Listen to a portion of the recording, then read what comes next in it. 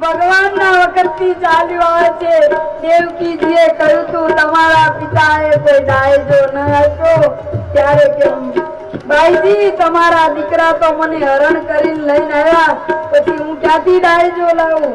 આ બાજુ કૃષ્ણ ભગવાન એક દિવસ રૂક્ષ્મણીની સાથે બેઠા છે ને ત્યારે ઉપહાસ કરે છે. રૂક્ષ્મણીને બેઠા હતા ભગવાન કહે છે, અરે રૂક્ષ્મણી, તમને મનમાં પસ્તાવો થાય છે? અરે હું આ ગોવાળિયાને ક્યાં પરણી? શિશુપાલ જેવો મહાન રાજા હતો, એને મૂકીને હું આ ગોવાળિયાને પરણી. ઉપહાસ કરવા તો ભગવાને ખાલી સહેજ કહ્યું. રૂક્ષ્મણીને મૂર્છા આવી ગઈ છે, બેશુદ્ધ થઈ ગયા છે. ભગવાને રૂક્ષ્મણીને પોતાના ખોળામાં લઈ પાણી છાંટી અને વાયુ ડોળે છે. રૂક્ષ્મણી આંખ ખોલે છે. પરમાત્મા, આવો ઉપહાસ કરશો નહીં. તમે આવું કરશો તો મારો જીવ એક ઘડીકમાં જતો રહેશે. કૃષ્ણ ને રૂક્ષ્મણી એક છે, આત્મા એક છે. પ્રભુ, તમે મારો આવો ઉપહાસ કદી કરશો નહીં. જાંબુવંતીને પરણીને આવ્યા ને એટલે રૂક્ષ્મણીએ કહે છે ભગવાન કે લો રૂક્ષ્મણી, આ તમારા બીજા બેનને લઈ આવ્યો. સત્યભામાને લાવ્યા છે. સત્યભામાના આવકાર કરે છે, સામૈયો કરે છે. સત્રાજીતે અનેક ભેટો આપી છે. ભગવાન સત્રાજીતની ભેટ સ્વીકારતા નથી. ભગવાન પ્રેમના વશ છે. ભગવાન અભિમાનીની ભેટ સ્વીકારતા નથી. આ બાજુ ભગવાને કહ્યું, સત્રાજીત ને મારે કોઈ એની ભેટ જોતી નથી. સત્યભામાનો શિકાર કર્યો છે અને મણી પાછો સત્રાજીતને પરમાત્માએ પાછો આપ્યો. જાંબુવંતીને પરણ્યા, સત્યભામાને પરણ્યા. મણીના લોકમાં સુધનવાએ સત્રાજીતને મારી નાખ્યો. તેની પાસેથી મણી ચોરી લઈ તે અક્રૂરજીને આપી દીધો અને અક્રૂરજીને કહ્યું કે સુધનવાનો વધ કર્યો, પરંતુ મણી તો અક્રૂરજી પાસે રહેવા દીધો. અક્રૂરજી મણી લઈને કાશીમાં આગળ જતા રહ્યા છે. પાછી ખબર પડી કે મણી ગુમ થયો છે. પરમાત્મા મણીના ચોરનારની શોધમાં છે. કોઈ આવી એક દિવસ નારદજી ફરતા ફરતા આવીને કહ્યું, અક્રૂરજી બહુ જ કાશીની અંદર દાન દક્ષિણા કરે છે. લોકોને, ગરીબોને દાન આપે છે, બ્રાહ્મણોને અન્નવસ્ત્ર આપે છે, મોટા મોટા ઉત્સવ કરે છે. ભગવાન સમજી ગયા. અક્રૂર કાકાને પણ મોહ લાગ્યો છે ધનનો, માયાનો. એટલે ભગવાન અક્રૂરજીને સંદેશો મોકલે છે, અક્રૂર કાકા, તમે હવે વૃદ્ધ થયા છો. મણી રાજ ખજાનામાં શોભે.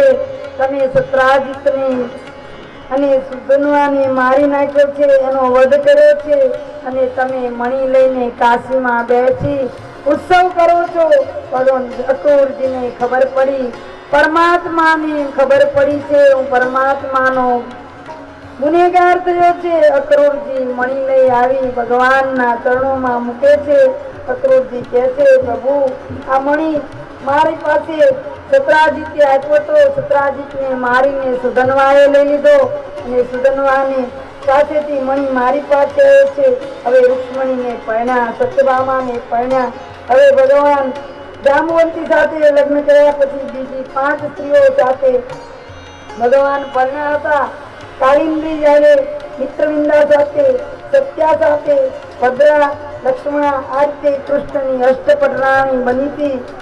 તે રચાય છે, અષ્ટચક્ર રચાય છે. પછી કૃષ્ણના બીજા 16,000 રાણીઓ હતા. એની કથા કહેવાય છે. સુખદેવજી મહારાજ કહે છે કે કથા તમે સાંભળો. ભૌમાસુર નામે એક રાક્ષસ હતો. તે બહુ જ મહાબળવાન હતો. ભૂમિનો પુત્ર હોવાથી ભૌમાસુર નામે ઓળખાતો હતો. ઇન્દ્રના છત્ર અને અદિતિના કુંડળ ચોરી ગયો હતો. દેવરાજ રાજથી છીનવી લીધા હતા. પૃથ્વી સ્વરૂપ સત્યભામા પૃથ્વી સ્વરૂપ હતા. આવી હતી. ભીમાસુર પાસેથી રસ્તો પોતાની પાછી આપવા શ્રી કૃષ્ણે વિનંતી કરી હતી. સત્રાજીત ભૌમાસુર મહાબળવાન હતો. એને અદિતિના કુંડળ અને દેવ ઇન્દ્રનું છત્ર ચોરી લીધા હતા. આ બાજુ ભગવાન સુખદેવજી મહારાજ એક પ્રસંગ બન્યો હતો દ્વારિકામાં. તેની કથા કહે છે. ભગવાન રૂક્ષ્મણીને ત્યાં પ્રદ્યુમ્નનો જન્મ થાય છે એ પહેલાની અદ્ભુત કથા છે. સર્વ જગતમાં પ્રાણી માત્રની ઉત્પત્તિ નું કોઈ કારણ હોય છે. કામદેવે મહાદેવના ક્રોધથી બળીને ભસ્મ થઈ ગયો હતો ત્યારે રતિએ ભગવાનને પાસે આક્રંદ કરીને કહ્યું હતું ભગવાન મારા પતિને સજીવન કરો. પ્રાણીઓ પવિત્ર કાયમાં પહેરતો હતો તેથી અશરીરથી બનાવી તેની પત્ની એને શરીર વાળો ન બનાવ્યો. તેની પત્ની રતિને કહ્યું કે જા મહારાજ કૃષ્ણ પરમાત્માને ત્યાં રૂક્ષ્મણીના પેટે આ તારો પતિ જન્મ લેશે અને ત્યાં તું અત્યારે અસુર નામનો નરકાસુર નામનો જે રાક્ષસ છે એ તારા પતિનું હરણ કરીને લાવશે. ત્યારે તું એમ જાણજે અને ત્યાં તું તેની દાસી બનીને રહે. આ બાજુ નરકાસુરનો બહુ જ ભય થયો છે.